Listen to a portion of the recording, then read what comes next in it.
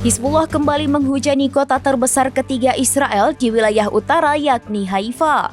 Detik-detik penyerangan diunggah Hizbullah di Telegram pada Kamis 31 Oktober. Dinarasikan Hizbullah menargetkan pertemuan pasukan pertahanan Israel di Kiryat Haifa. Terlihat sejumlah rudal diluncurkan dan melintas ke langit Haifa.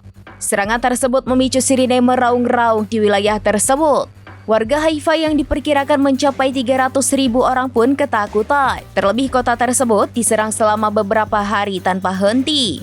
Sementara itu Benjamin Netanyahu mulai khawatir dengan ancaman serangan pasukan perlawanan Islam di Lebanon Hizbullah. Sementara itu Benjamin Netanyahu mulai khawatir dengan ancaman serangan pasukan perlawanan Islam di Lebanon Hizbullah.